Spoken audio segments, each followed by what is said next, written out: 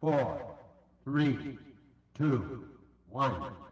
This broadcast, telecast, podcast, and whatever the hell else it is copyrighted by the Rad Network and the Rob and Steve Sports Show, all found at theradnetwork.com, and is for the private use of our audience. Any reproduction, accounts, or descriptions of this madness without the express permission of the Rad Network and Williams Broadcasting and Rob's Really Mean Lawyers is prohibited.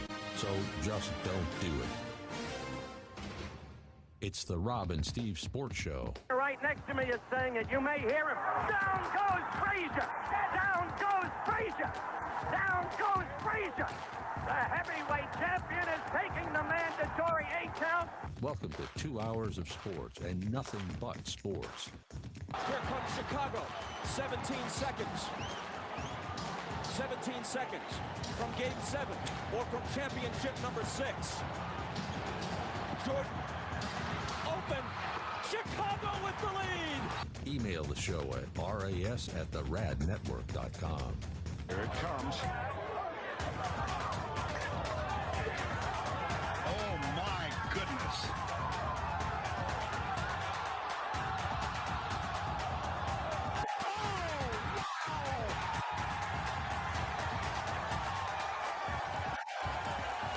In your life have you seen anything like that? And now the Rad Network presents the Rob and Steve Sports Show. One of those sports days you can start almost anywhere. New York is still standing, even though the Knicks did their victory parade. We'll see how that continues throughout the day. The U.S. Open is underway. It's super early. That's golf, people.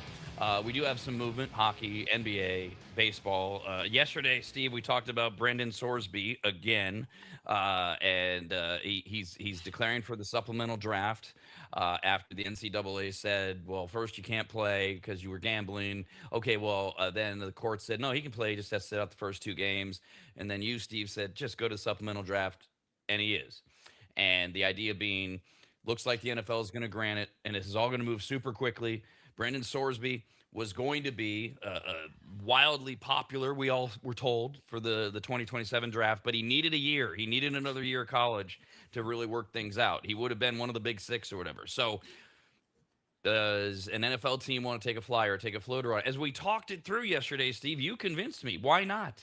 Why not? There's like almost no, because we're talking what, late 3rd, 4th, whatever. And you even said, what about my Detroit Lions? Not mine, his, Steve's. And you got Jared Goff under contract through 28. You got Teddy Bridgewater as the backup. But why not take a look at Brendan Sorsby? That's what Dan Campbell was asked this morning. Head coach says we look at everything. Nothing is off the docket. Doesn't mean we will make a move or we won't. End quote. That's coach speak for we're thinking about it. Yes, and I don't blame him. I mean, a quarterback like this, a dual threat, he can run. He's got a strong arm. You know, do your due diligence. Figure out if he fits with what your offensive scheme is, if you know, in that system that you run. And it's a possibility of getting a player. The thing that caught me off guard is I originally was thinking he'd go, you know, like 4th, 5th round, something like that. Then yesterday, reading everything, they're saying they thought he was going to be around 3. Today, I'm reading, and he's up to around 2 projection. I'm like, let's go have his pro day. It might turn into a 1st-round pick by the time the pro day ends. So there is was it Sorsby or was it somebody else where you said, I think like 30 of the NFL teams should at least be looking at it because it's such a low cost idea? I think every team should look into this and figure out if they want to bid on him, and if so, what round. Being there's so much interest, though, that's where I think it keeps going up. Because, hey, look, at 7th round, 32 teams should be in. At 5th round, 32 teams should be in. But at the 4th round, maybe you're down to 20 teams are in. The 3rd round, you might be down to like 5 teams in the 2nd round. And that's the part is I didn't think it would really move up. I thought the gambling issue would be more of a PR nightmare in a sense for these teams. And so you would get much better value for him.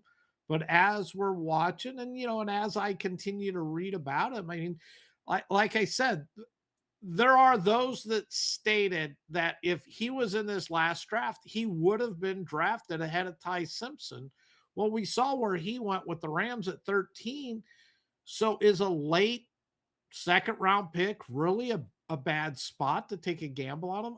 I don't think it is if you think he can help your team. And he's now, I was reading an article today. They feel that he is a player who projects as an NFL starting quarterback.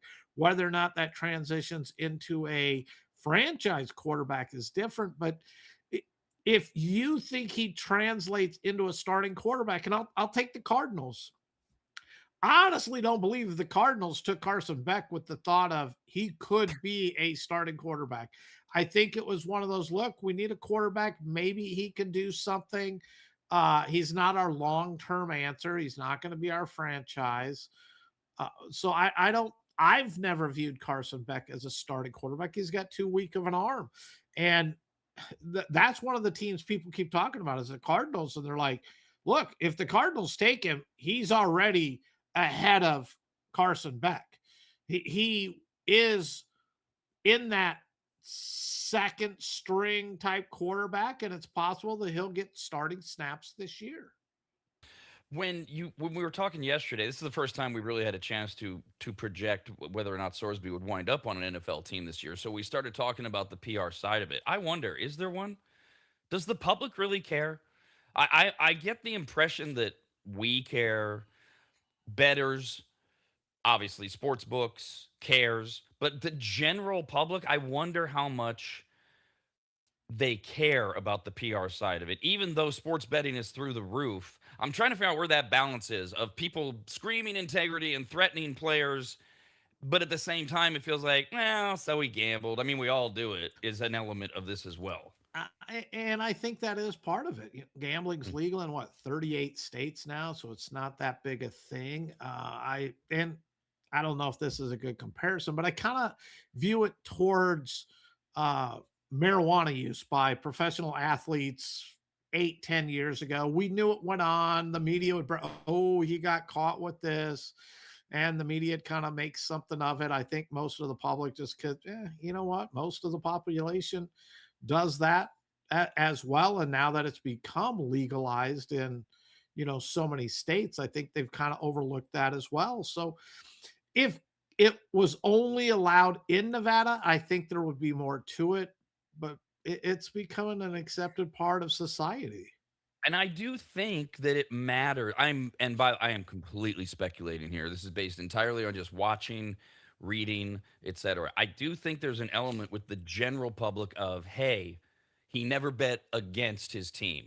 He never there seems to, like, with the general public, that there seems to be something like, hey, at least he wasn't, throwing games. I'm not defending it. I'm not saying it's right. I just wonder. I don't think this is the PR level of Deshaun Watson or some of these horrific videos, that we've seen with some of these players. Let alone take the, not that you can ever take the domestic violence out of it, but I wonder about if is it more of a PR standpoint when an athlete goes out after being at the club all night and totals his $300,000 Ferrari. Do people have more of a sour taste over that? It doesn't feel to me like a lot of people care. General people. I'm not saying they shouldn't. They should. That's why we're talking about it every day. Yeah, and it's a lot of bets. But what were they? $5 bets? I mean, it wasn't like, there's others in the sport of baseball that, we're betting thousands and thousands of dollars, as we've heard a large number get racked up by an interpreter. But I don't think they should be. I get it with college football and the stance the NCAA was, in my opinion, forced to take. They had to do it. They could not permit it on so many different levels. But is it that much worse than saying, look, I'm an alcoholic and I seek counseling and I'm going in and I'm going to go to my AA meetings every week and I'm going to stay the course and I apologize for my actions and anything if it hurt anyone in any way, and I'm going to try to be a better person. I think And it's totally forgivable. Yeah, and I think that's gonna be kind of the position of whoever takes him, and he's gonna be under a short leash, Mhm. obviously, in terms of the gambling thing. But it comes down to, is he worth it? Like we were talking about yesterday, how much work does he need? Do you have the right person? Now we were talking about your team, the Detroit Lions, and you had mentioned yesterday, I think they should be looking at Mhm. Sorsby. What do you know about the Lions' new offensive coordinator, Drew Petzing? There's another story that I'm gonna bump into here in a second, but he is getting wildly praised in the early running from the Lions offensive team that'll speak out. Well, it couldn't be worse than Dan Campbell taking over as the offensive coordinator last year, and that team went to crap in a hurry. My understanding is he was with the Cardinals last year. He is a very close friend to Ben Johnson, who was the Lions offensive coordinator, who went to the Bears. It surprised me a little bit that Ben Johnson didn't bring him on board with the Bears if they were that close and they run similar styles. But I think the Lions are trying to stay in that tree. They feel that he is a run first offensive coordinator. And over the last couple of years, we've seen when the Lions are able to run the ball successfully, it really opens up their passing game and allows this offense to click. You want to shut the Lions offense down, shut the run game down, and then force Jared Goff to do everything without play action and try to move the ball. And that's where they struggle greatly. And let's see how he does. He is that run first, play action type offensive coordinator. He seems to fit really nicely with what the Lions wanted to do. And as a Lions fan, I'm happy. Dan Campbell needed to stay doing what he does, which is build the culture and be the head coach and be the rah-rah guy that gets everyone to buy in. And he left that last year. He did. The team didn't have the same identity. You could say they kind of got soft, as they've never been soft under Dan Campbell. They played to the end. That wasn't the case last year. I believe he lost focus and the team followed. You know what I'm noticing though that's a little different, and it's not just you, but there is a lot of heightened awareness of and expectations from the Lions this season. You yourself, when we did the our go through the schedule and pick them out thing, I think you had them at 13 wins, and you said something like anything was it less than a 12-win season Mhm, would disappoint you. mhm. Everybody has the Lions, and we did the worst to first thing of all the teams that finished last. They're clearly the ones that are going to finish first this year. There's a lot of discussion about how improved the Lions should be. What's different is you and other Lions fans, and even the media that's not attached to them, often at this point go, it's the Lions. Yeah. But you're using words like you're going to be disappointed. Like you're not expecting the anvil to crush you. Or if you are, you're saying there's no excuse for it, kind of thing. If the Lions go out and have a bad season like they did last season, I'm telling you right now, I will be crushed. This is it. They got the weak schedule. They got that last place thing. Yes, their division is good, but it's winnable. Josh Jacobs is a question mark in Green Bay. And what's Green Bay going to do if they can't run the ball? I still got Kyler Murray and JJ McCarthy. And I know everyone's expecting Kyler Murray to turn it on and become one of the greatest quarterbacks in the NFL this next season. I, Not I everyone. just I keep watching him play in September and he looks really good. He wears down. He doesn't study as we've seen. He just likes to improvise. And I don't know if you can fully improvise in Kevin O'Connell's offense and sit back and just make things up on the fly as you're going through it. I think O'Connell's going to get tired of it. And I don't think JJ McCarthy's ready, and he may never be ready. And we hit the Bears. And as much as I love Ben Johnson, I love what they did. Teams don't continue to win 7 games when leading late in the fourth quarter or at the 2-minute warning and turn those into wins. It just, the law of averages comes around, just like we watched with the Commanders the year before. So, yes, while I think the Bears are moving in the right direction and they worry me going forward, this is the year I do expect them to take a step back. So, for me, the stars have all aligned. I probably have the highest expectations for this Lions team ever in my life going into this season. I've seen what we can do. I saw our 15-2 season, but 2 years ago or whatever, rolling into that, did I see the 15-2 season? No. Did I see the season when the Lions, went up against the Niners and what I believe was a poor decision, but an understandable, consistent decision that cost them a trip to the Super Bowl? I have never felt the Lions were a good enough team to go to the Super Bowl in any season in June. I really do believe the Lions in June have a legitimate, like a top 5 chance of going to the Super Bowl of any team in the NFL. And more people are talking like that in and out of the organization. Jameer Gibbs, Lions running back, has participated in voluntary practices, even though they're trying to decide, is he going to get a new contract? What are they going to do? He's still showing up, and he's optimistic and enthusiastic about where the team's going, saying, quote, "We are so far ahead of where we were last year at this time. Everybody's playing fast. Everybody knows what's to do. It feels like we're already in season form." So even the players coming out of camp, I mean, they're whether they mean to or not, they're self-hyping as well, Steve. I mean, the chatter is, "Oh, you sleep on those Lions." Yes, my concern going into the season is their offensive line. That is to establish the running game. You got to have a great offensive line. They did 2 years ago. The line has now entirely shifted over. Have they brought it in, and do they have the guys to have a dominant offensive line? Because a couple of years ago, I think that was the best offensive line in the NFL. And now I'm like, man, I hope we're a top 15 offensive line. So we got to see what they do there. Defense has always been questionable, but you know what? You score enough points, maybe the defense can make some things happen and just stay healthy. They have players that are playmakers on the defensive side, even though they're not a great defense. They'll never be confused with the Texans defense or anything like that. But you just need to be pretty decent. You need to be like 10 to 15 in the league defensively to go with the offense, and good things are going to happen. Deion Sanders last month, when the rumors started to swirl. So you remember Cleveland? The rumor was, that's it, no more Miles Garrett. We're not taking calls. We didn't all know the Rams were calling. The Rams were calling. The Rams. They were the only ones calling, and they were relentless. During that time, Deion Sanders was doing some various interviews, and at the time, he rejected the idea of trading Miles Garrett.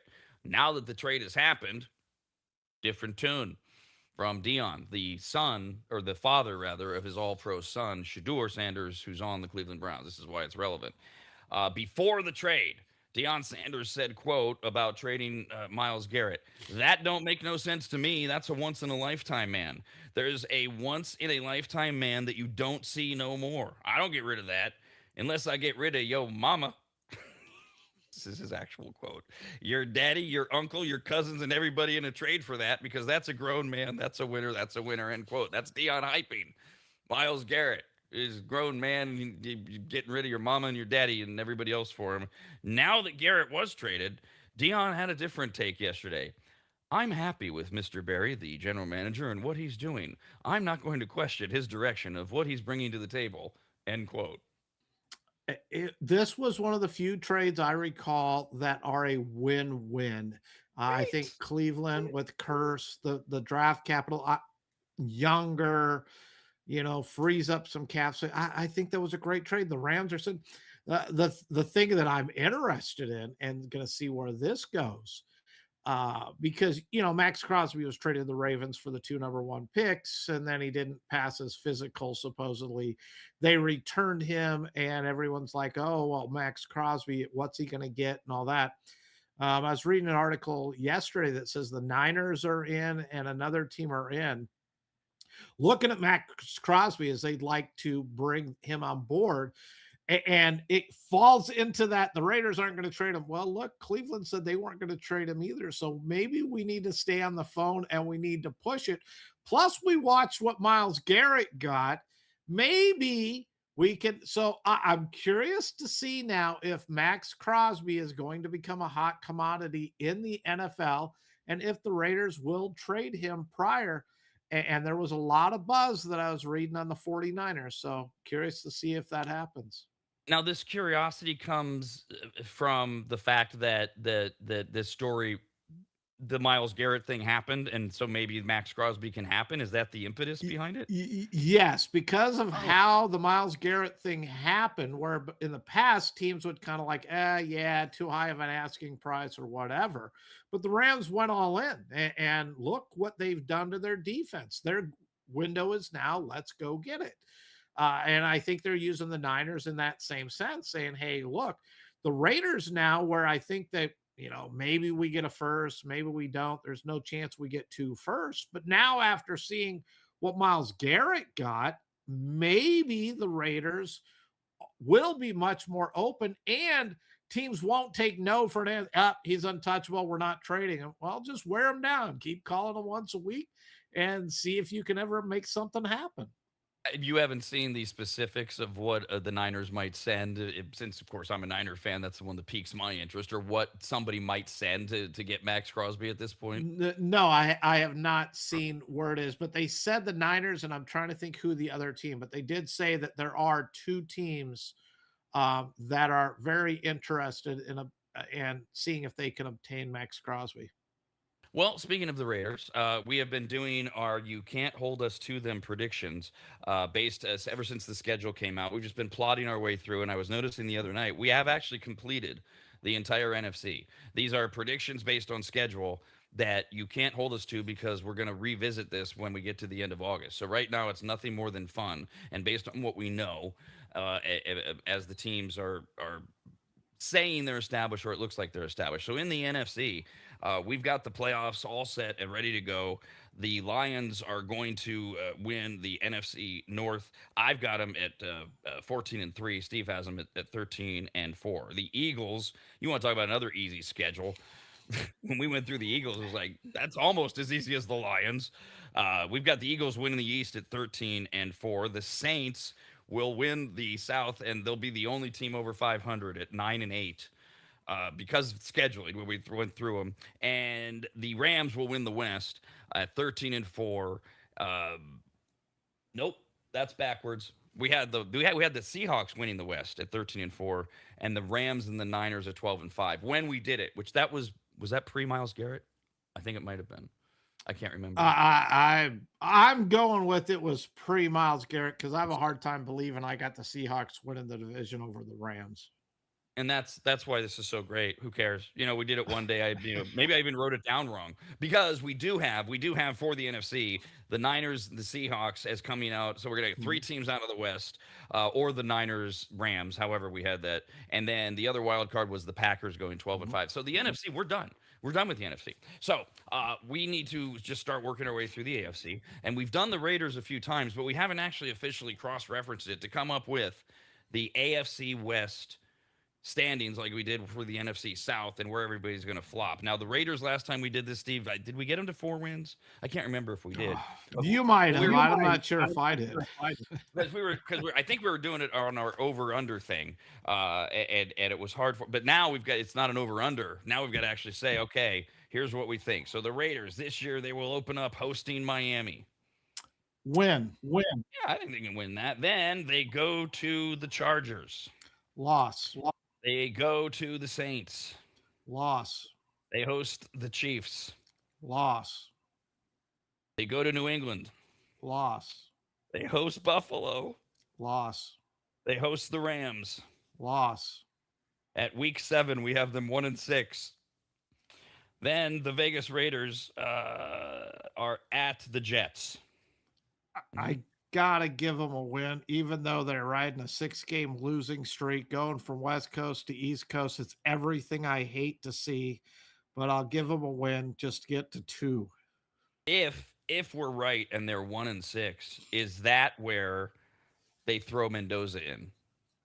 They just really believe? Well, it would be the spot that you would look at it.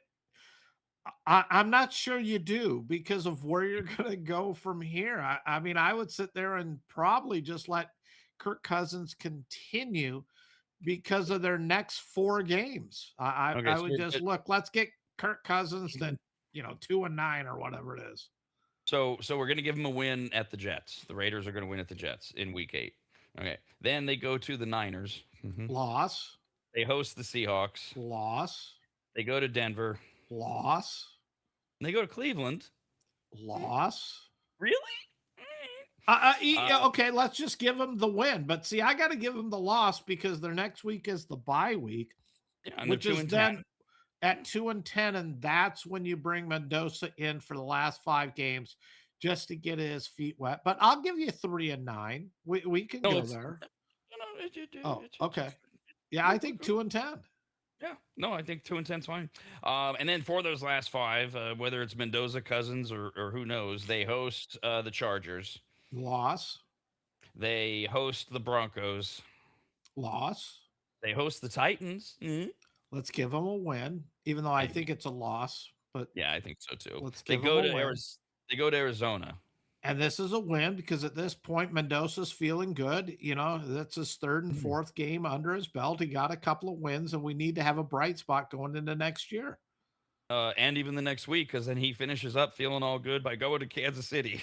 And I think it's a loss because at that point, I think Kansas City has something to play for in either the division or the wild card.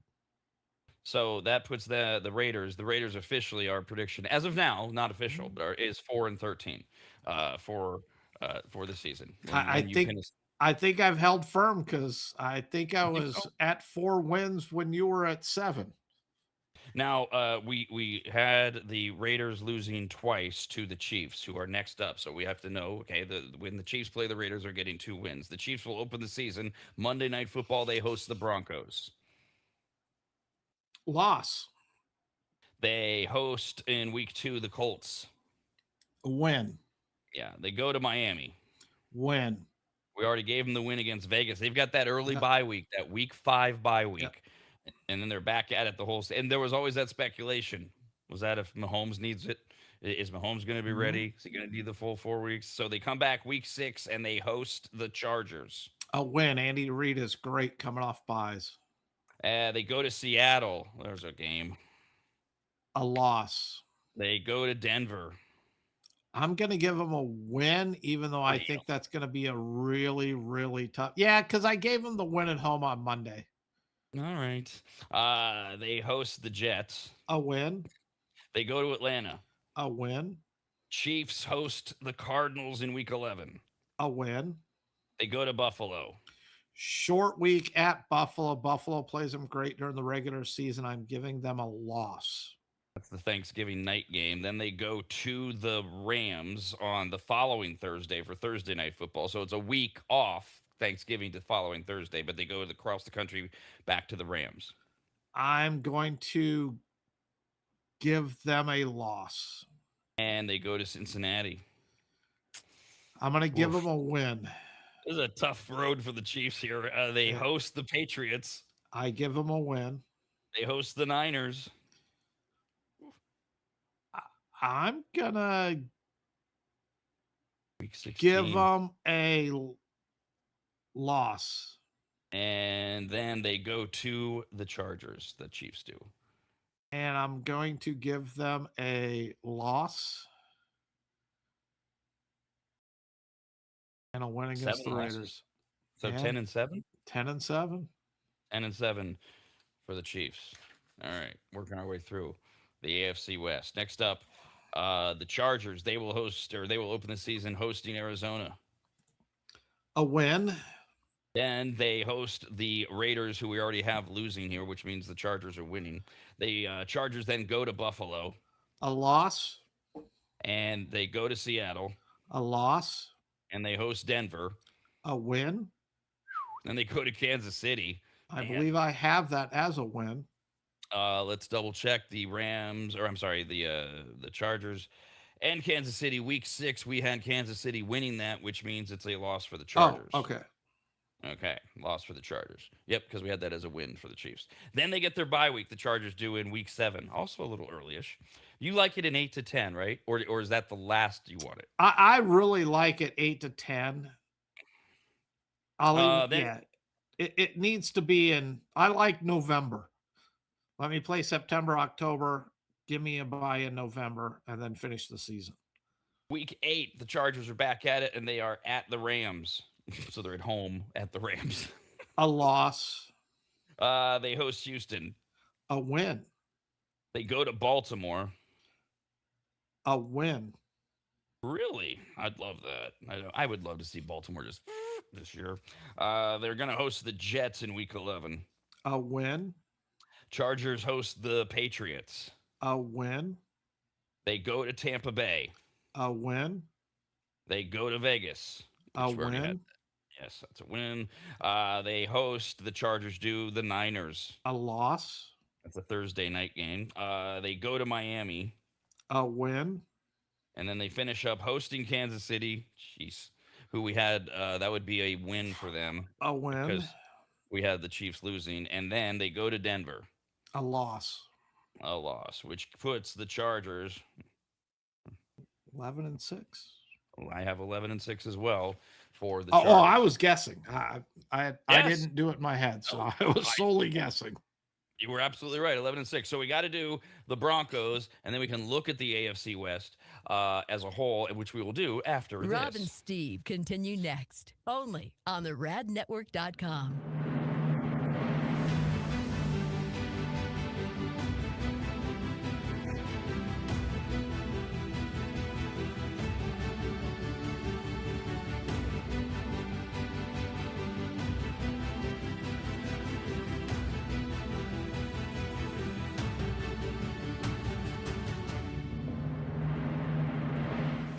If you've never heard of microseal, let me tell you what it isn't. It is not a really small marine mammal.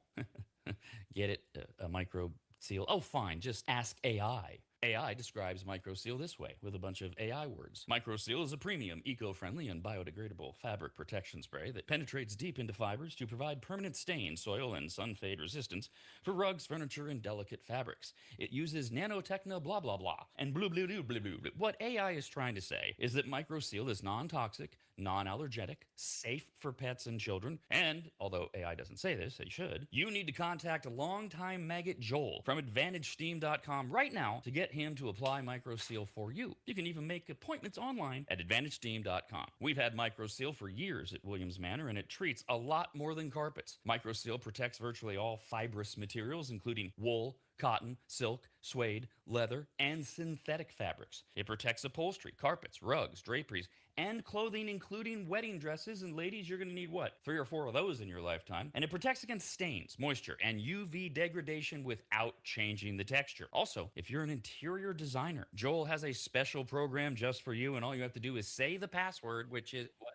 Well, there's no password, I guess. Never mind. Whoever you are, contact Joel at AdvantageSteam.com. And if you're an interior designer, tell him, I guess. I don't know. That's AdvantageSteam.com, where you'll learn more about microseal and everything else that Joel offers. At AdvantageSteam.com, that's AdvantageSteam.com, AdvantageSteam.com.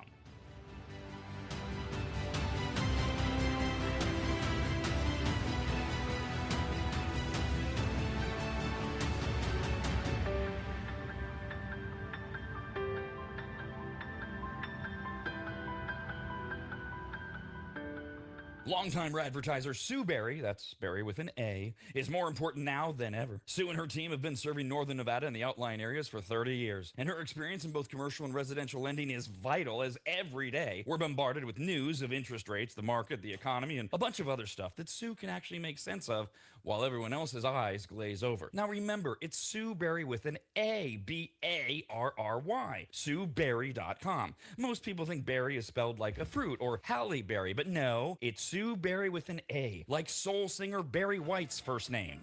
I've heard people say, stop that. Sue is a broker versus a retail lender, which means she can shop over 150 different lenders to get you the very best rate possible. And on average, someone who uses a broker like Sue saves over $10,000 per loan, which includes refinancing. And if you have a rate at 6.5% or higher, call Sue for a free quote now on a refinance. Sue Berry and her incredible team from Barrett Financial can be found at SueBerry.com. That's Berry with an A. I've been working with Sue and recommending her to you for years. All you need to do is call her now so she can get you pre-approved. Just call your residential and commercial lending expert, Sue Berry, at 775-843-9983. Oh, Rob, stop. You're going too fast. What was the number again? 775-843-9983. Or just head to SueBerry.com. The number's right there. Berry is B-A-R-R-Y, SueBerry with an A.com. That's SueBerry, B-A-R-R-Y.com, SueBerry.com. Disclaimer, Sue Berry, NMLS number 366040, Barrett Financial Group, LLC, NMLS number 181106, Nevada 5091, Equal Housing Opportunity.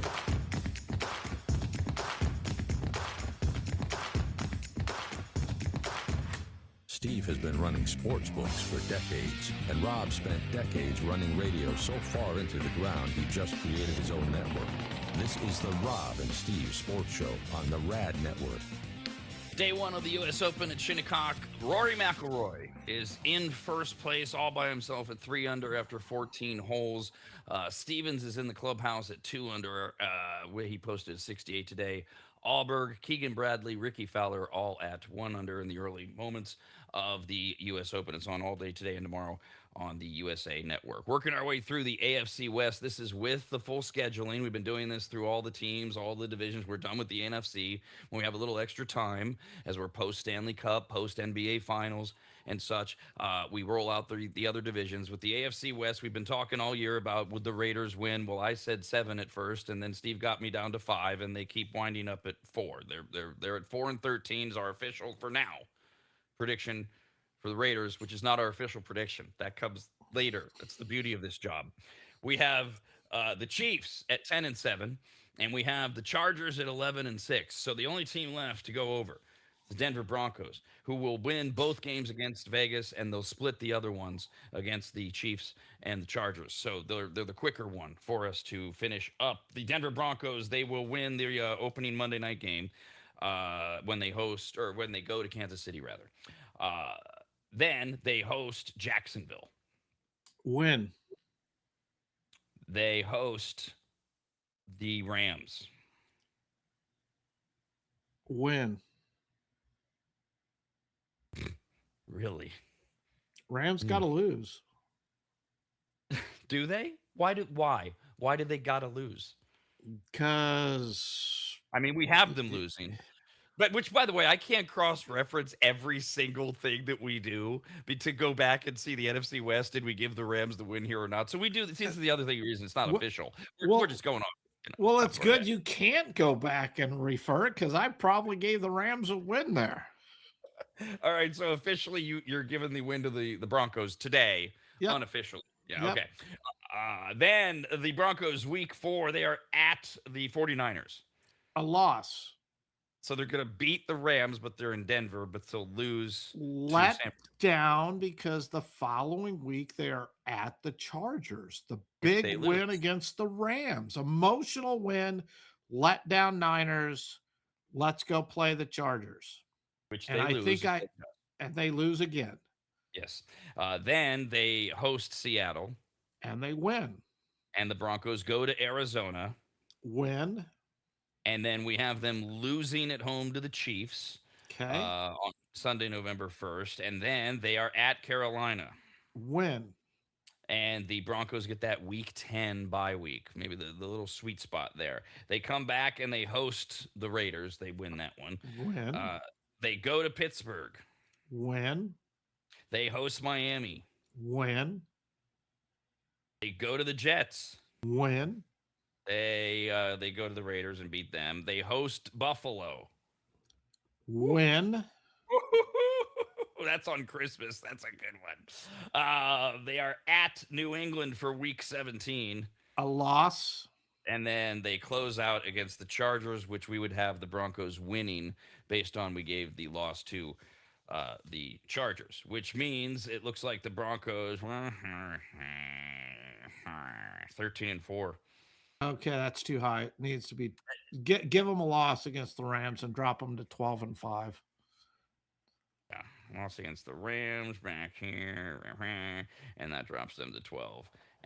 So we still would have the Broncos winning the West 12-5, the Chargers 11-6, the Chiefs 10-7, and the Raiders at 4-13. And then as we finish out the AFC, we'll be able to figure out, because this is all completely unofficial, whether or not any of that's good enough, or which of those are good enough to get into the wild card. Could we see the same thing in the AFC, where we get 3 teams out of the West like we have in the NFC? I think we should. That's what I would like to see. The question is where does the third wild card go? And that's where I think it ends up with the Ravens. And who's win? So are the Bengals winning that division? Yes. Okay. Yeah, that's probably going to be how it has to shake out. We'll find out as we get through the AFC. I mentioned the 2026 U.S. Open is at Shinnecock Hills Golf Club this weekend. Rory McIlroy, 3 under. He's in first. He's now through 15 holes. And Scotty Scheffler went in favorite in his 15th consecutive major as the pre-tournament favorite or co-favorite, but his odds to complete the elusive career Grand Slam are not quite as short as bettors are used to. According to several sportsbook, Tommy Fleetwood, Matt Fitzpatrick, Si Woo Kim, and Sam Burns have been popular in early betting. And the thing with Scheffler is he's still the number one player in golf, but he hasn't had a very Scheffler-like year. And so could he win and get the career Grand Slam and such? That may be affecting that. That's more Steve's thing. One big factor that bookmakers and bettors alike are keeping an eye on is the weather. The forecast is calling for winds exceeding 20 miles an hour early in the weekend, which could make the already difficult course even more problematic. And the USGA is actually letting Shinnecock play as Shinnecock, by the way. If you're a golfer, you know how that matters or not. And personal question here. I mean, do you mind playing in the wind golf? And I'm not saying like a little breeze. I'm saying like some pretty good wind. Does it bother you? I don't mind it. I find it to be part of the game, and you can use the wind to your advantage. I don't know, and I don't know how these pros like how anytime a pro hits the ball in the bunker, you always hear the announcer say, "Well, that's where he wanted it." I'm like, no, I don't want to be in the bunker. So I don't know how the pros approach it because I don't mind the wind. Like the heavy wind doesn't bother me. I can't stand it. The only times I've ever walked off a course is in the wind, and there used to be a place called Westgate here in Reno. I don't know if you, or what was it? The one out where they built McQueen. That was Northgate. Okay, Northgate. I said Westgate, but yeah, Northgate. I walked off that course, I think, at least 4 times in my life because you'd get winds and it'd be like 50 miles an hour, and you'd hit like chip shots into the green and you'd watch your ball go up, and I swear it would just start coming back at you. It'd land like 10 yards in front of you, and you're like, I should have hit that like 60 yards. I've played in the snow to where I've had to hammer the tee in with my drivers, use it as a hammer because the ground is frozen. I don't mind the snow, the rain. I've played in sleet. The only thing that bothers me in a golf course, really besides my own golf game, is the wind. And look, obviously as pros, they're going to want everything to be as perfect as possible, but there are certain, the old horses for courses thing. Like a lot of these guys, especially the Europeans, they love links golf because they're used to being right on the water with the wind, with the blow, and they actually like it. Like they crave it. It's really, and I think more that's why I love playing down at Monterey so much. It's so great. And Northgate was that like link style course with just hit it on the ground, let it roll forever. That's it. And yes, you had to deal with occasionally turning the corner and 50 miles an hour in our face. That's cool. Where'd that come from? So some pros, I'm sure, are like, wind, bring it on. Most of them probably like, oh God, am I going to hit a cut? Am I going to hit a cut against the wind? And also, we're dealing with forecasts, and who knows whether or not this will even be an issue. You can watch the U.S. Open all day today on the USA Network. Then it switches over to Peacock. There's a few. Let's see, are we out? Yeah, a couple of the big Browns. A lot of them are already out. That just went off though. Colin Morikawa and Jason Day went off about 30 minutes ago, and Bryson DeChambeau and Matt Fitzpatrick went off. Actually about 3 hours. That's an hour and a half ago or so. Still to come right now. Justin Thomas, Hideki Matsuyama, and Xander Schauffele are about to tee off. And Justin Rose, Jordan Spieth, John Rahm are out on the course as well. I guess they're all out. I'm trying to do time differences here at the same time. I think they're all on the course, but that's who just went out. McIlroy is 3 under in the U.S. Open, and we'll keep an eye on that. We've talked before about the betting, Steve. It's a major, so you'll see some action. It's just not like Tiger action, and that's still true with golf. Yeah, nothing like Tiger action, but all the majors do pretty well. I mean, there's a lot of interest in it. You take a lot of good bets. The interesting part is now you have in running golf, so you can play while they're bet it while they're playing golf, just like in running tennis. So it's really changed how betting is done now because so many more people prefer to watch a little bit of it and then make their bets as they get a feel for it and are watching on TV where it used to, in the olden days, you had to do everything prior to the start. And golf is really one of those sports where you feel like you can get a feel for the golfer. Oh, he ain't got it today. Now that's not always true. It's kind of like a starting pitcher who goes out, he puts up a 3 spot in the first inning and then no hits everybody for 6 more. There's no guarantee, but with golf in particular, fans are going to want to go, "Oh yeah, I can tell it's in Rory's head. Yeah, yeah, he's going to." Now, can they bet like by hole or how does this work? It depends on to what extent. I knew a guy who made a living betting golf. He knew all the courses, he knew all the golfers' strengths, their weaknesses. He even knew all the holes. So then he would sit down and he would play what that golfer might do on that hole. It was incredible. I mean, talk about spending time and going in depth for sports betting to break Right? down every hole on every golf course and how it plays for that golfer. But yeah, it in today's day and age for sports betting, I mean, pretty much most everything you can think of is out there, and you can just play it. But are we at the point, like on your cell phone, can you like bet the next hole? And of course, a lot of this is state by state, what's allowed, et cetera, kind of thing. But are you able to go, like I say, you see Rory, he hits a triple bogey. So I think the next hole he's really in his head. I just want to bet he's going to bogey the next hole. Have we gotten there yet? I know we will if we haven't. Well, what we have right now is different groups and how they're going to do. We don't have with our app live to that extent, but Right. there I mean, there's that's we're a smaller type company. You hit the big boys, and there's a lot of things that they offer. And if they're not doing that already, as I said, they're going to. I mean, this Mhm. is where we're headed. This is that whole cat's out of the bag, and we're just trying to figure out where it's going to land with prediction markets and legitimate sports betting and all that. The betting part's not going away. Try prohibition with sports betting in this country, and see what happens. So now it's just a matter of how the technology catches up with everything there. We have a couple hockey notes as well. Washington Capitals coach Spencer Carberry has signed a multi-year contract extension announced earlier this morning. He's 44, reputation as one of the better young coaches in the NHL, guided the Capitals within 4 points of the second and final Eastern Conference wildcard spot.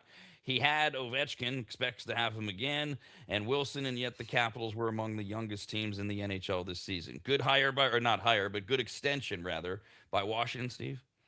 Yes, I think it was. I think they've surprised people over the last couple of seasons. They've had, they've really kind of turned the team over from that veteran team into that younger team, continuing to play competitive hockey. I think it's a really good move.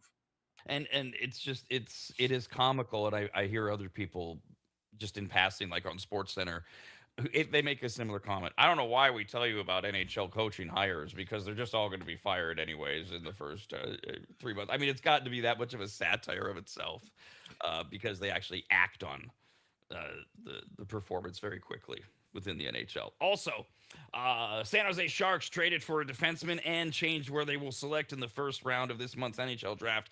Does any of this mean anything, Steve? It seems like such a meh. Sharks acquired Kesserling from the Sabres. They moved down 7 spots. Kesserling was limited this year. It seems kind of like a wash to a lot of people for both teams. I like the move. The Sharks need to improve their defense. They got a person that has talent and was a higher regarded young prospect who hasn't filled in with the Sabres and didn't produce and injuries or whatever, but didn't play to the level that they felt he could. The Sabres want to move up. So the thing I love about the Sharks, and I've been saying this for the last few years, is every move they're making has been to improve this team, improve that roster. I think this one falls into it. I don't think there was a player they were in love with that 20th position, so they can move down a little bit and add a player that has value, helps improve what they have, improves that roster. I thought it was a good move as they continue moving forward. Sure up the defense. They did this, and they're still picking, in the first round. They moved down 7 slots. Big deal. Are the Sharks now in this process and coming much closer this season? Are they in your, for now, we got a long way to go relative to hockey life, in your tier of, yeah, they really should hit postseason this year? They really should hit postseason. I think I'd be a little bit disappointed if they took a step back. I'd also be very surprised because, as I've said, the moves they've made over the last 3 years have constantly been building the depth, building, improving. And that's what we see. And they've done so well with it. Their young kids are stepping up now. We've seen it with Celebrini. He went, what he finished 110 points, whatever the heck it was. Really taking that step. And now I believe they can compete. The fans believe they can compete. And it's time to back that up. So I would be very disappointed if they didn't make the playoffs. Do I think they're going to win the Stanley Cup? No, but wouldn't it be great if they turned into this year's version of the Buffalo Sabres in a sense? Look, they've been down for so long. It starts clicking, the pieces fall together.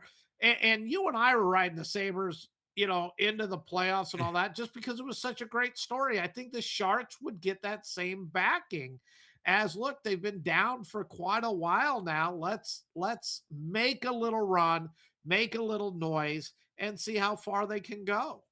Rob and Steve continue next, only on the radnetwork.com.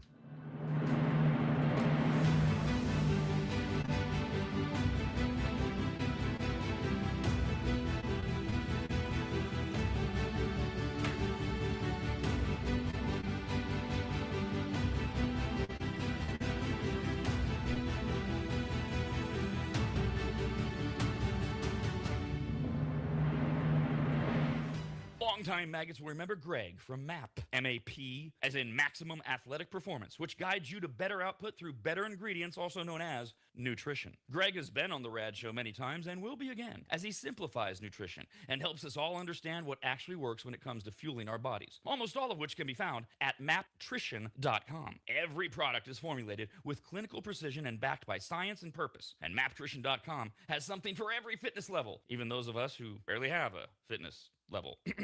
With nearly 20 years as a nutritionist and a specialization in sports nutrition, Greg works with athletes and everyday individuals to optimize performance, energy, and overall health through smarter fueling strategies, all of which starts at maptrition.com. At the very least, we should all be taking daily multivitamins, and Greg has his formulated for exactly what a man or woman's body needs. Protein is in, but maybe instead of getting yours from mac and cheese with extra protein, you get it from maptrition.com. And of course, all things workout, training, and exercise are available as well. From pre-workout to creatine and other muscle builders to recovery supplements and more, all at maptrition.com. From morning breakfast essentials to post-workout recovery and everything in between, maptrition.com's full range of supplements, proteins, and wellness products are built to power your journey from start to finish. Check out all the products and find what's right for you and order it shipped to you all at maptrition.com. That's maptrition.com.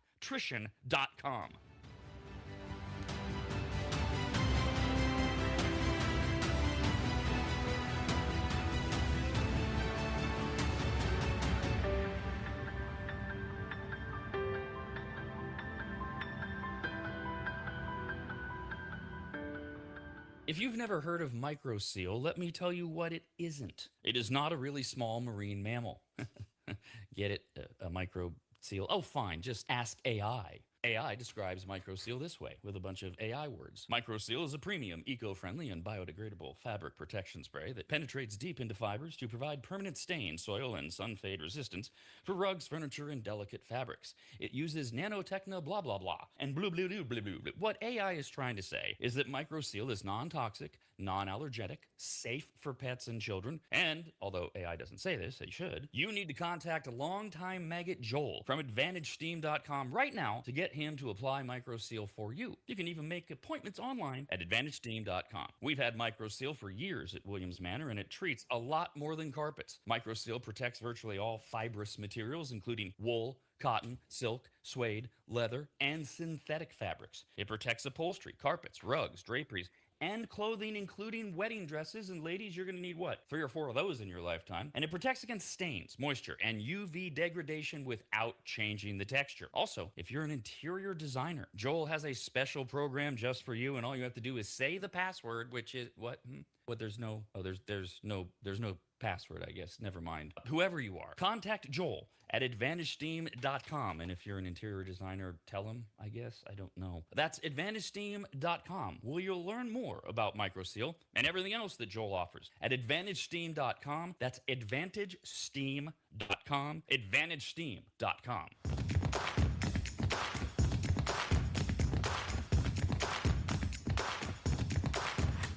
The Rob and Steve Show on the Rad Network. Let's get back to it. Email Rob and Steve, RAS at theradnetwork.com. A couple of basketball notes as the New York Knicks held their big celebratory parade downtown in Manhattan today. 10,000 NYPD cops just specifically deployed for that area. What happens as they head into the nighttime? Look, New York's not been too bad. They've been very New Yorker-ish, lighting a few buses on fire. Very, second-tier city type stuff so far for the Knicks fans. I bring all this up too because we did a story yesterday about the NBA, and I committed a foul on my part where sometimes we can talk past people and forget, wait, a lot of people like the show because we go back and we explain. And Steve, you're going to be the guy. What is, because we were talking about the NBA offseason, what does it mean we're talking about the second apron? That's a term a lot of us throw around, but other people hear that and go, what does that mean? What's the second apron? Well, try to fully explain this to the best of my ability because I don't know what all the different rules are. So there's a salary cap. And if you exceed the salary cap during the course of the season, then you pay this penalty. You have X amount of years, I believe, a couple of years. It may only be 1 year that you can exceed, and then you have to get it reset. But if you don't reset and then you go beyond that again, that's kind of where that second apron comes into. And honestly, I don't recall if the NBA has that. Look, you can exceed by up to this point, and then at that point you have to go, you hit the second apron if you go too far over, because all the different sports have different ways of dealing with the salary cap, allowing teams to exceed, but not allowing, and it really turns into, and the purpose is kind of like a death penalty to where baseball doesn't have it. That's why the Mets are able to exceed by $130 million or whatever it is. But in these other sports, so an example might be, well, see, baseball, I know better because I think in baseball you have like 4 years to reset it. Because I know the Red Sox a couple of years ago went through it, and that's when they brought in Hein Bloom because they were hitting that death penalty part. So they had to go a year under it before they could exceed, because the penalties become so absorbent that it becomes very difficult. It locks you up in the NBA to where like you can cut a player and eat the salary. Well, that kind of goes away. You're no longer allowed to exceed the cap. I think a cap stands firm if you're into the second apron for too long at the 100%. So it starts restricting these other things, along with finding a team a lot more money in order to try to keep that competitive balance. Baseball's version of it in the baseball world is the luxury tax, right? Where it becomes punitive, and it makes it punishes you for being a team that goes above it. Now, like you said, though, in these other leagues like the NBA, there's then all these restrictions of what you can't do. Like when you get into that second apron, you're not allowed to send cash in a trade. A lot of this, by the way, is in the weed stuff. Like trying to get through it to be able to explain it, like my head was like, you can't trade your first round pick 7 years out if it finishes a season over the second apron. A team can't do that. I mean, look at how convoluted that is, the way you get into that math. But that's what it is. That's what the second apron is, and it's why teams don't want to get in there. In fact, only Cleveland, the Celtics, Suns, and T Wolves have gone into the second apron since its inception back in 23. And once you go in it, you really have to find a way out of it. And I think the bird rule might be part of that second apron as well. And the bird rule was, look, if you've played with the team, and I think like five played in the NBA for 10 years, you've been on this team for at least 5 years, something to that extent. You're allowed to exceed the max. It's kind of like into that super max or whatever, so you're allowed to pay the player even more because they've been a part of this franchise for a long time. And the feeling was that it would do harm to the franchise to lose, like the Lakers lose Magic Johnson, or the Bulls lose Michael Jordan. It's that they've become so iconic with that team that the NBA gives them that ability to exceed the contracts for them to keep them there. But I believe once you're into that second apron, you no longer have that ability. The Warriors with Steph Curry, that if you're into that for a period of time, you can no longer even get the bird exception to exceed, because you're already so far exceeding what you're supposed to be doing in the first place. So this became an item where people you have to weed through what is the second apron to be able to formulate an educated opinion. Do we have here another owner who says, "Well, I got what I wanted, and who cares?" Or is there legitimate financial sense behind what New York Knicks owner James Dolan said last night, right before the big ticker tape parade today? A lot of people saying he poured cold water on the whole thing. He made it very clear he will not go into the punitive second apron to keep this team together, even after it won its first NBA title in 53 years. During the interview, Dolan was asked if he wanted to bring back the entire team, and he said bluntly, quote, "I don't know if we'll be able to. We're willing to stretch, but there's certain things in the NBA that you'd have to be suicidal to do, and one of them is the second apron," end quote, which is kind of what you said, Steve. Once you're in it, you're screwed for a while. Yes, I'd be curious to hear what he had said if they had not won the NBA championship. Let's say the Spurs went on and had won that series. Would he be there? Cleveland's already came out, and their owner is like, look, man, I don't care if we're in the second apron. And I think Cleveland, it's much more of that. We want to show we can win without LeBron in Cleveland type of thing. And we're going to spend the money. We're going to do what we need to do. Knicks, I got my trophy. We hadn't had one for 53 years. I got my trophy, and I got to look out what's best for the franchise long term, not just seeing if we can build a dynasty here.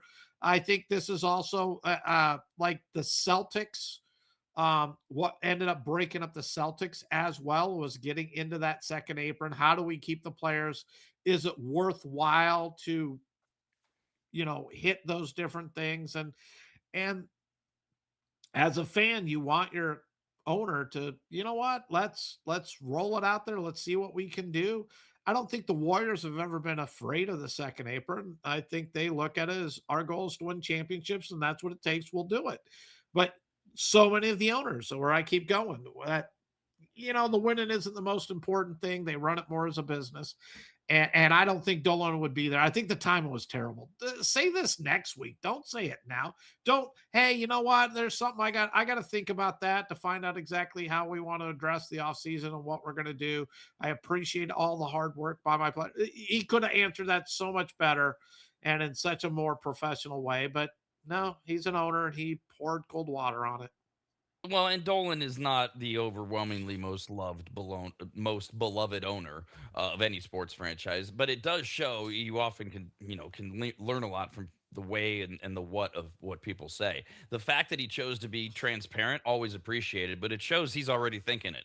The fact that he had an answer and he's already looked into it and he's already thinking second apron means what Knicks fans get to decide over the next many weeks. Is it not only is it, hey, I finally did it. I finally got the Knicks championship. What do I care? And does it go a step further, which this would make a lot of fans happy? Is he getting ready to finally sell the thing? I mean, it's New York, it's basketball. They just won a championship. Is he ready to get out? I mean, what's that team going to go for? I'm not saying that's what's happening. I don't know what his family situation is and all that. But you do wonder because in the end, just the idea that he's saying right away, no, I don't see how we cheat. It's just such that blanket on a fan that says, okay, so we won't go as far as we need to go. And a couple of things off of that. If I'm Dolan and that thought's entering my mind, and he's won a championship now, hey, look, let's move on. I wait to find out what they do with expansion teams and what the Vegas team pulls in. Because if the Vegas team pulls in Rob's $12 billion for that franchise for an expansion team, now what am I asking for the Knicks? 20 billion? My number and I have no clue what the value's at, but my number goes up. So I'm sitting firm. I put in my head, look, we won a championship. I'm not going to go crazy into the second April. We want to give the illusion that we're trying to win, but I'm going to buy a couple of years to find out, and then I could put it up and sell it for a lot of money. As a fan, if and when I know that that's the thought process from my owner, it's not about winning more championships, I hope for the fans he does put the team up for sale because I think he's going to. I think once he won the championship, I think he had a good understanding in how he wanted to proceed. So put the team up for sale and get somebody in there that wants to win. And I roll back to the Florida Marlins years ago, 97, whatever it was. They won the World Series and they entirely gutted that team the next year. Owner said, hey, I won a World Series. Okay, I don't want to pay anybody anymore. And traded off, Gary Sheffield goes from the Marlins to the Padres. We just watched them do it. And we've watched the Marlins do it twice. Entirely gut the franchise because, it's time and I don't want to pay that money anymore. And that's always bad for sports. There's that extra obvious panache of owning not just a team in New York but the Knicks. That it is fun to speculate who would wind up owning that team because the celebrity culture would be all over it. But whether it's celebrity culture and celebrity athlete culture or one or the other, although it probably winds up being this, it's hard to imagine some venture capitalist from Wall Street buying the New York Knicks, especially right now in the afterglow of the championship. It's almost like, doesn't it have to be Spike Lee or somebody that who fronts it? Clearly spitballing and such. But I do wonder the extent to which he's really considering time to sell soon. You're right. Wait for the Vegas thing. Yes, and for values of and I'm not saying the numbers, but you look at it, the iconic franchises. I mean, if you could say you're the owner of the Knicks, the Celtics, the Lakers, the Steelers, the Cowboys, I don't know if I put anybody else really in there. And I know the Niners have won a lot, but I don't think they fall into that owning the Cowboys type of thing. The Red Sox, the Yankees, the Dodgers, see, I can't even put the Cubs in there. I mean, there's only 10 or so franchises in all of sports that come with that. The Knicks are one. I don't think anybody can deny that. So with where the prices are going, you won your championship and you're not dedicated to winning year in, year out, sell it. Wait, get the most money you can, sell it, move on, and let the fans. And as you said, a hedge fund or something like that coming in, let Wall Street buy the Knicks. It's another problem I have with where sports ownerships have gone. I want a wealthy owner that's willing to pay. I don't want to be owned by BlackRock or whatever else is out there. It's like, yeah, come on.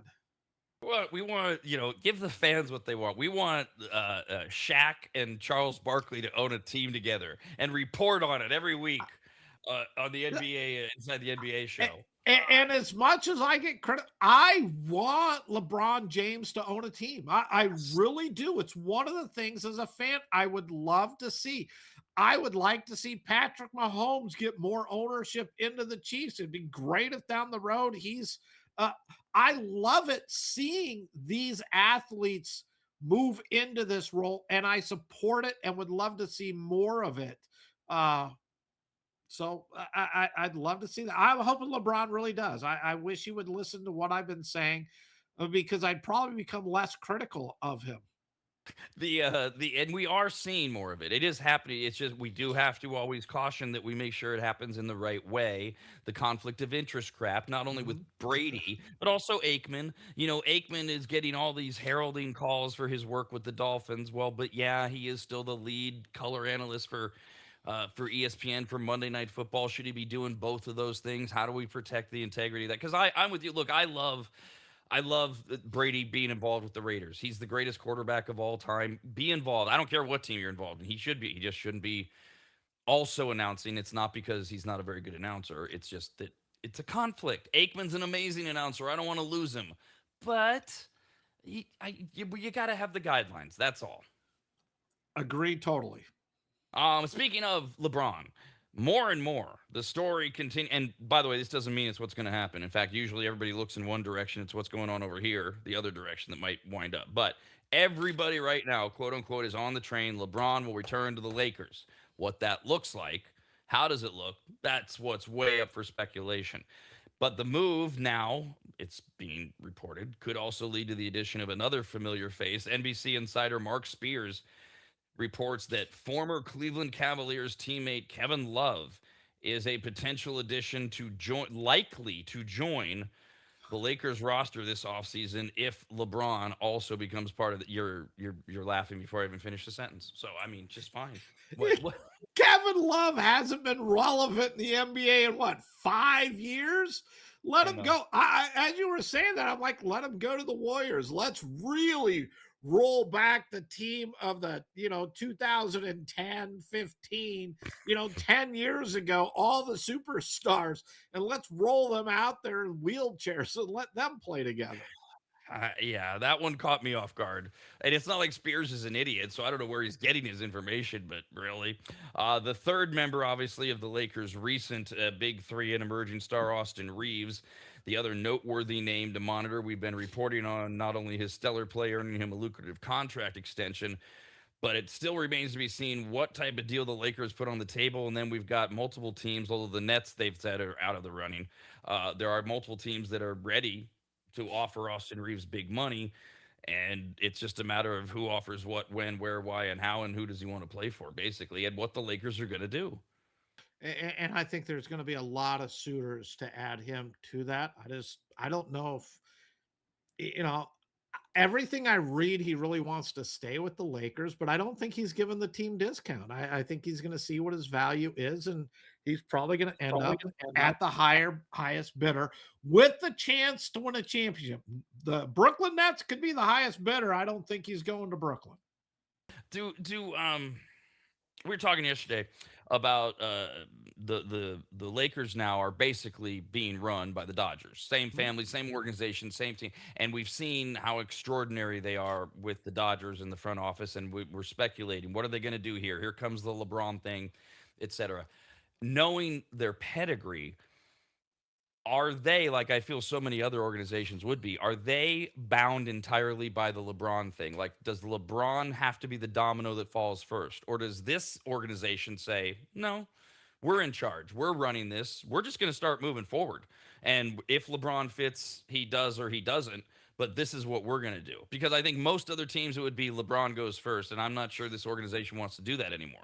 I'd be really surprised and disappointed if the Lakers did run it that way, as in LeBron goes first and then we'll figure it out. I think look, this is what we're going to do. This is how we're going to do it. I believe they have a game plan of what their goals are and how they want to continue to improve the team. If LeBron falls into it, and keep in mind, they're not the ones who brought LeBron to LA and signed him. They have no real ties to him. Yes, he's one of the greatest players to ever play in the NBA, but they have no allegiance to him. You can't sit there and say, I don't LeBron's not going to the Hall of Fame wearing a Lakers jersey. I'm sorry. It's not going to happen, I don't believe. So, where you don't have to have that ties. It's not like he played 18 years or 24 years with your franchise. Moving on. The question that I have is, what does the NBA permit as far as deferred salaries and payments on contracts?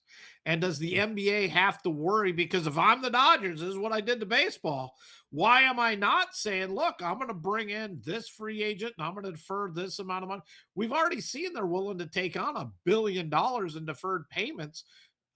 Will they do that with the NBA? Because if the NBA doesn't have anything that stops it, you're going to have some deferred payments going out on these player contracts, and they'll do everything they can to stay out of the second apron. But if they don't permit you to defer payments, again, an owner, I don't believe the second apron worries the Laker owners like it does pretty much every other owner. I think we want to win. I don't care if it handicaps us. We're here to win championships. We're here to build a dynasty. And it's not like win a championship once every 50 years. I think they're going to want a championship once every 5 years, and anything less than that will be a disappointment. If they're even willing to accept that. When you look at what the Dodgers are doing and perennially, will one every 5 be enough, or is it more like 2 every 5? 2.5. And the other thing, right? I mean, but if the I hadn't even thought about, and if an organization could do it, if the Lakers, being run by the Dodgers team, is able to figure out a deferment way around this. The other thing we know about this team is that, again, the executive team, they're really good at PR.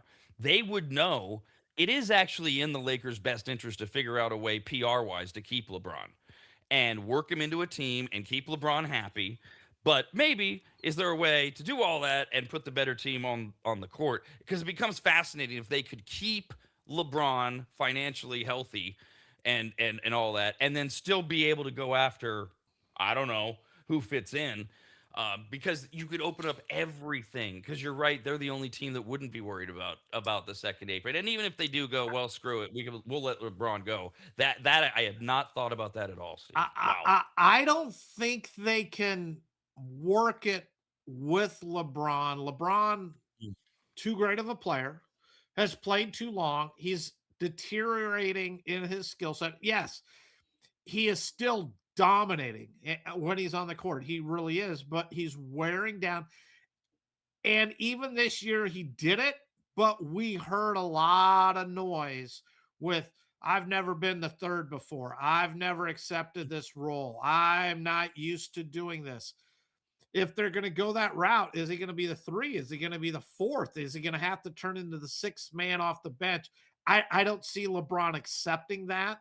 So I think the Lakers, for the betterment of the team, probably needs to just let it go and let him go. Say, hey, look, maybe you need to go talk to Steph Curry and try to make a run up there, but we want that $52 million. We're going to use it what we feel is wisely for our roster decisions to build a championship, not keep you happy. Now, if they do go that route with LeBron, though, if there's this deferment angle, what stops them? What stops the Lakers from figuring out a way to bring in whoever they want to bring in, essentially? And yes, we'll sign you to an extension, whether it's Giannis or anyone else that they want to go after. What's to stop them if they figure out that angle? If it exists, I believe they knew this going in, even when they bought the Lakers, of how they were going to address this, how long it would be in place before the next collective bargaining agreement for the league. And if I was the NBA, I would have realized when I approved the sale that this is an angle. Do we have anything to stop it? And if we don't, and our agreement goes to, and again, no clue what the agreement, let's say it goes to 2032. Well, what are we going to do from 27 to 32? You're talking 6 years there. Are we going to be able to write a memo and just say, hey, look, this isn't permitted. We know it's not in the collective bargaining agreement, but it's not in the best faith for the league, and send out a memo and say, this is how the league's going to move forward, regardless of what's really in the contract. Robin Not that that would fly. Next, only on the radnetwork.com.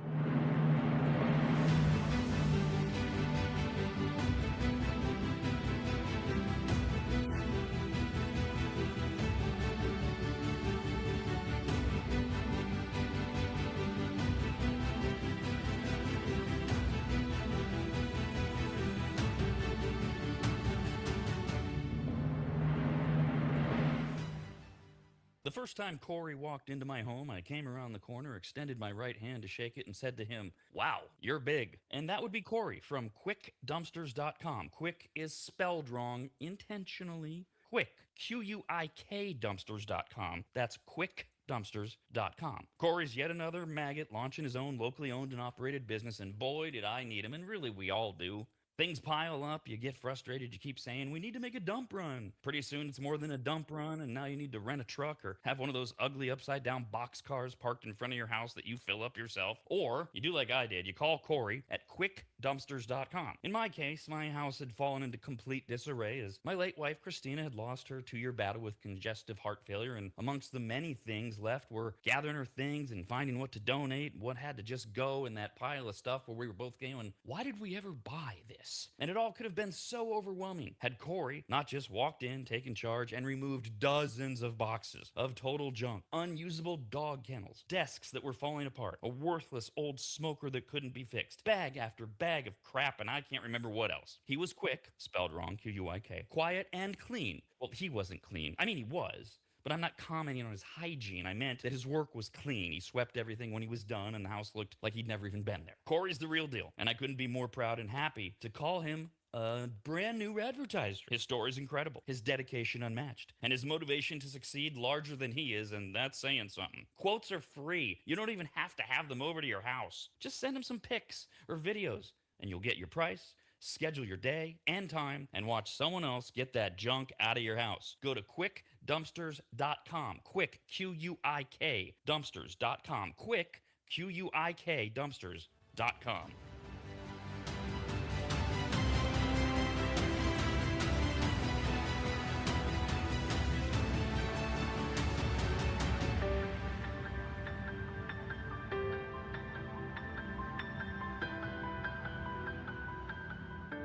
Longtime maggots will remember Greg from MAP, M-A-P, as in Maximum Athletic Performance, which guides you to better output through better ingredients, also known as nutrition. Greg has been on the Rad Show many times and will be again, as he simplifies nutrition and helps us all understand what actually works when it comes to fueling our bodies, almost all of which can be found at maptrition.com. Every product is formulated with clinical precision and backed by science and purpose, and maptrition.com has something for every fitness level, even those of us who barely have a fitness level.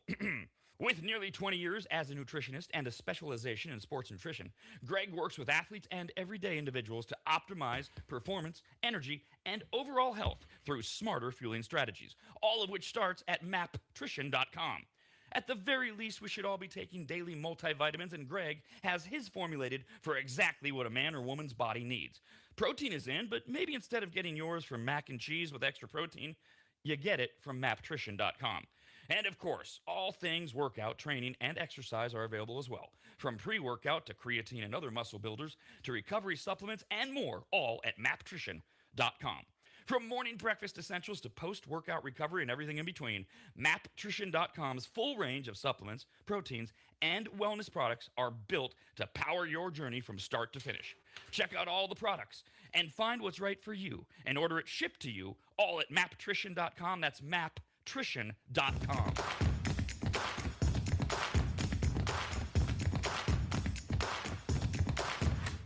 This is Sports Talk, how it should be. Rob and Steve do it right. They actually talk sports. Email the show at ras@theradnetwork.com. Well, I was going to jump to baseball anyways, and then I saw this story and a text from Steve. Let's see if we can sort this out. I was going to go on the field, but we'll stay off the field for just a moment.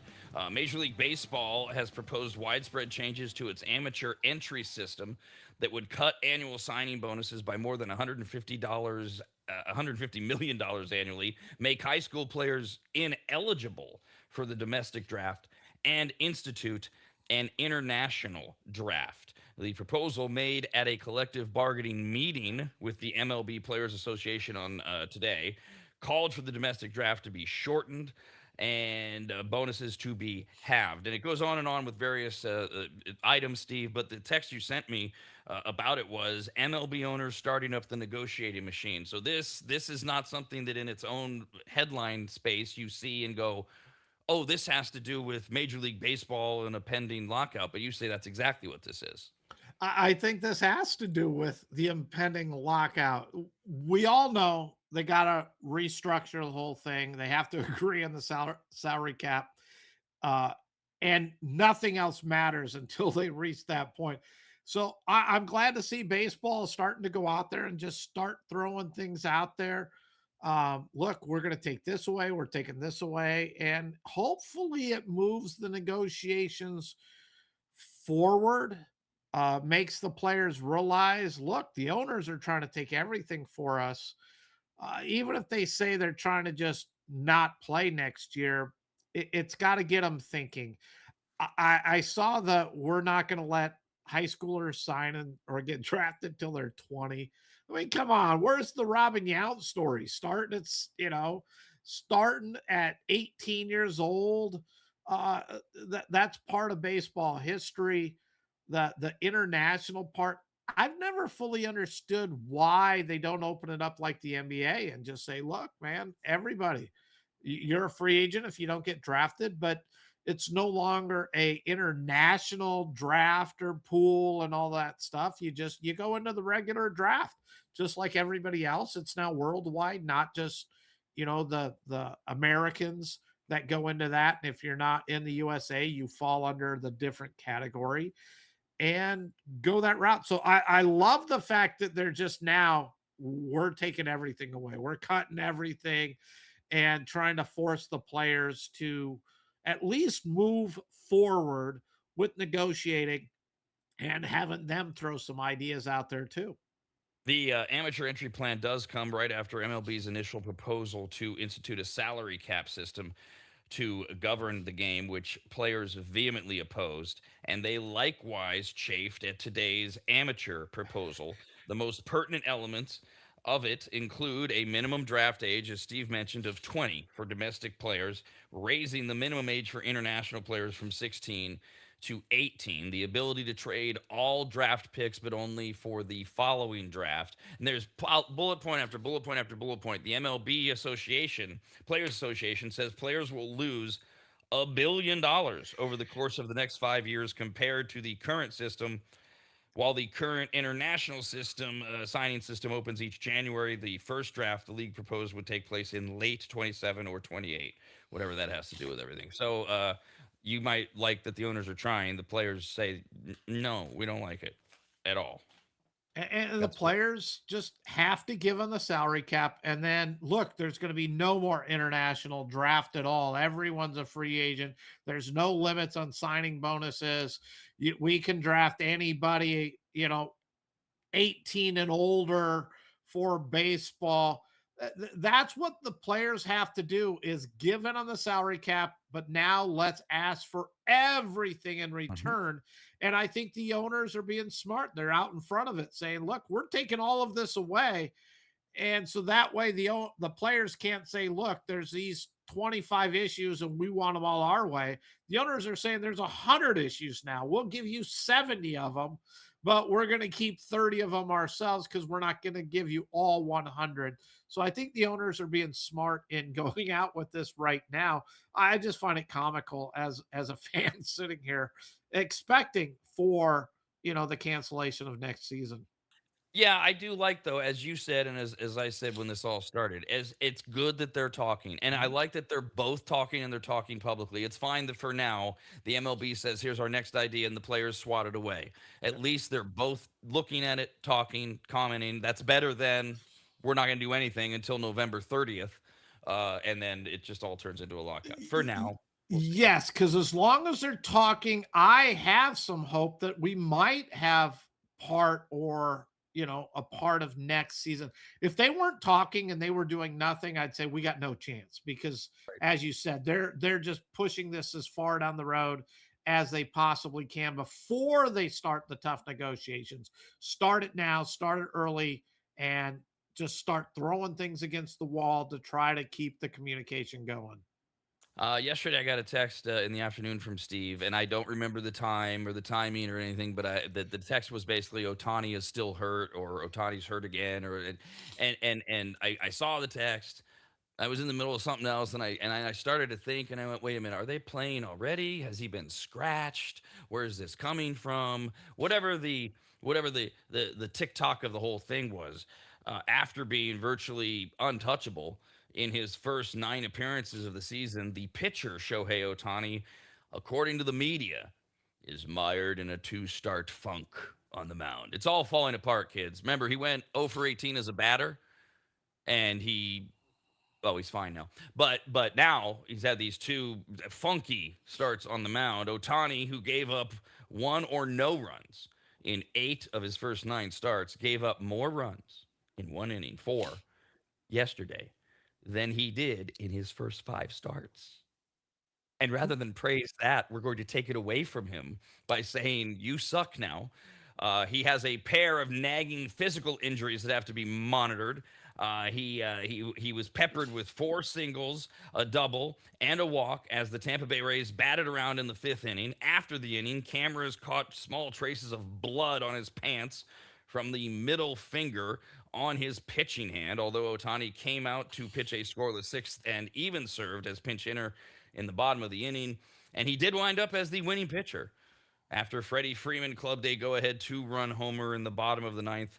Dodgers won 5-4. Ohtani now 7-2. His ERA is up to a 1.47. I love how this is written. Elite, to be sure, but when he took the mound in Pittsburgh a week ago, it was 0.74. I mean, it's all coming apart, Steve. I don't know what he's got a blister now on his right middle finger. That's this one, to go along with his knee issue, and he's just not the same guy anymore. A couple of things. One, I sent that text to you not knowing anything else, just watching the game. Okay. And just looking at it going, look, there is something wrong with him. He is not healthy. And that's the reason for the text. I found it interesting this morning, but this is the stuff I like to hear and see. They came out this morning and said he broke open a blister. That's where the blood came from on his hand, which affects how you hold on to it. And they said his knee is still causing him issues. Even though the Dodgers, he's fine. He's 100% fine. There still is some soreness in his knee. And I believe you could see that with the way he was pitching. The flip side of that, though, he's human. I mean, what? He throws like 2 no-hitters, and suddenly they're going to expect a no-hitter every outing. He goes out, he threw a 3-hit shutout. He's terrible today. He has been unbelievable. He is having such an incredible pitching season. Yeah, okay. His last 2 starts, he gave up 4 runs here. He got hit in that last game, too. I think he had 3 runs credited to him. It might have been 4 runs credited to him as well. His ERA is up to 1.47. He's done. Oh, right. When was the last time you ever heard anybody with an ERA of 1.47 that the media and the fans are saying he's done? He's not the same. Come on. You know, I said 30 starts. You're going to have 10 great starts. You're going to have 10 average starts. You're going to have 10 starts. You have nothing, and you got to figure it out. The 10 starts you have nothing is what's going to make you an elite pitcher or not.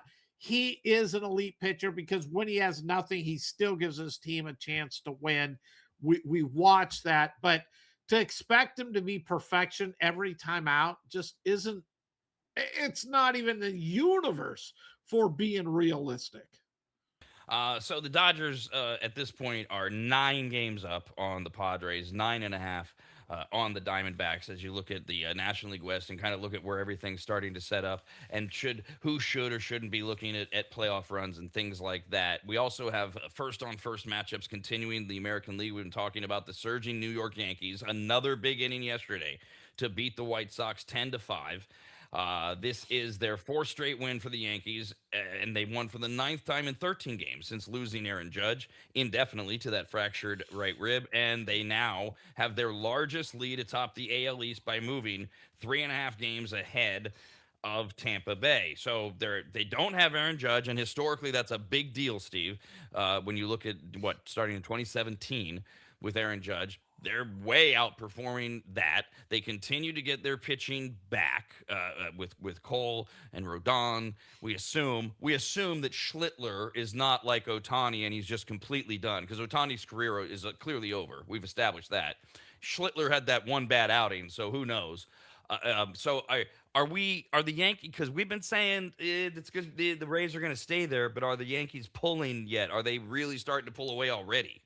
I think they're starting to pull away already. They're just going to get better. Trent Grisham is out as well. Paul Goldschmidt, anybody could have had him for like 20 cents this last off season. He had zero value. The Yankees bring him back. Guy's hitting 300. He has 11 bombs in the season. He's hitting the ball really well. He crushes lefties. And one of the things I've been knocking about the Yankees is it's been Ben Rice, Aaron Judge. Well, Ben Rice is still having a phenomenal season. But just look at yesterday's boxer, Jason Dominguez, the guy who missed the day before because he had a pulled tooth a couple of days ago. But he played, he got a hit. Jazz Chisholm got a hit. Uh, Caballero got a hit. Volpe got a hit. And Sanchez, their number 9 batter, got 2 hits. The Yankees' bottom of the lineup had not contributed this whole season until the last few games. Now that Judge is out, the other players have stepped up, which is why this is such a great team. I expect them to keep doing it along with this pitching. And I still think they are the best team in the American League, and they're showing it, and they're starting to separate from the Rays. And then in terms of the American League in general, I mean, the White Sox they're hanging in. They had to play the Braves and the Dodgers and now the Yankees. I don't think the White Sox have gone out there and said, "See, we're frauds." They did, they got beaten pretty well, 10-5 last night. They're still tied. They're statistically tied for first with the Hawardians. They're going to wrap up with the Yankees tonight. White Sox are throwing Sean Burke at Ryan Weathers. Yeah, not the best pitching matchup for the White Sox here. Yankees looking to sweep. The White Sox, though, they need to salvage one game with the Yankees and not allow them, because this was kind of like we talked about this 9-game stretch, but this is one especially in the American League. Anytime you're a good young and upcoming team playing good baseball, you use the Yankees as your gauge, and if they go and they lose all 3, then it's kind of that step back. I don't think it's discouraging, but it will be a step back for him. Burke has not been good. He's 2-4 on the season. ERA close to 5. Ryan Weathers has been struggling as of late. He's 0-3 in his last starting. Weathers had been pretty good for the first couple of months of the season, but his ERA is almost at 8.5, so he has struggled a bit. But the White Sox, I mean, Colson Montgomery, this is another one of those young shortstops we talked about the other day. He had 2 homers in this game yesterday. He's at 19 right now. Since he came up at the second half of last year, he has been one of the top home run producers. Just another good young kid. I like the White Sox. They should not get discouraged. I think this team is good enough to hang around even with their mediocre pitcher. Their pitching has not been very good this year. They got to figure out if they're going to be buyers and go out and pick up a pitcher or 2 to help out with that. But don't get discouraged, but they really need to find a way to win in today's game. We were talking yesterday. First of all, Verlander's going to pitch this weekend, and Max Scherzer was getting ready to go last night, right when we signed off. I think that was one of the last things we talked about. And he didn't pitch. And Max Scherzer is back on the injured list. Placed the 3-time Cy Young winner on the 10-day IL with back spasms just hours before his scheduled start against the Red Sox. He'll turn 42 next month.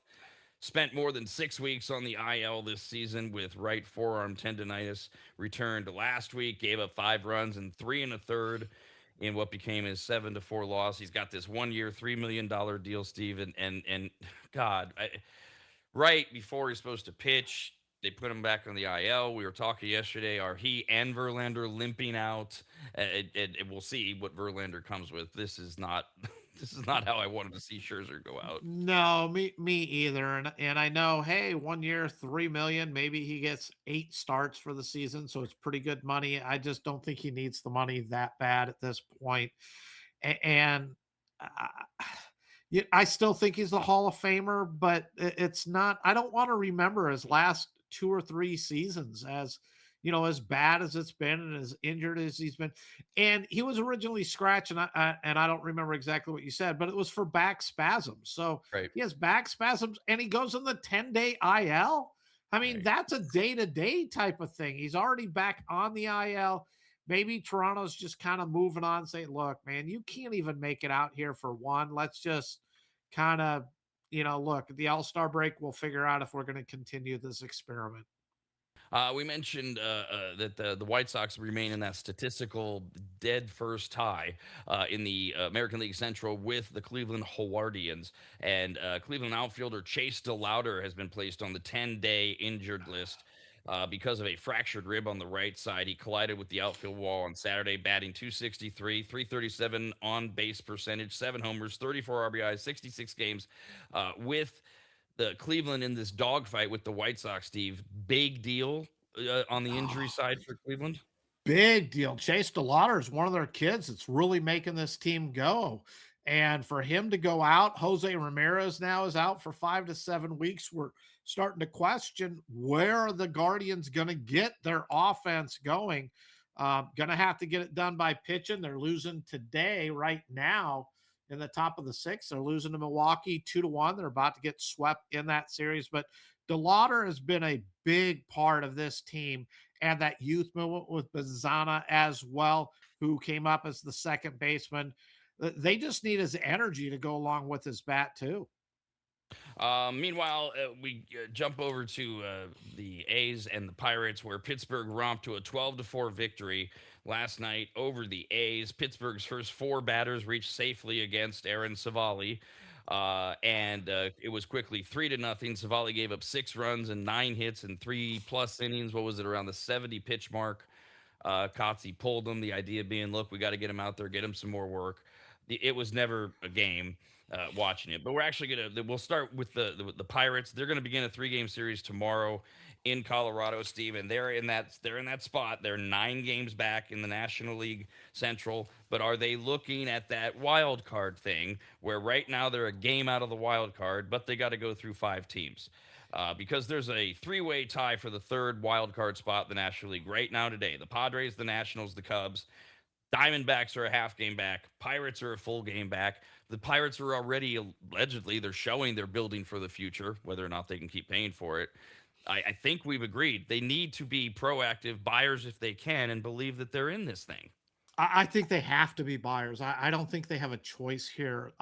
Their pitching is too good. They're showing offense, as we talked. They're top 5 offense in this team. Their fan base has been so disappointed for so many years. They haven't made the playoffs. I don't know what it is, but it feels like 15 years since they've even made the playoffs. We all know Paul Skeens is going to be leaving.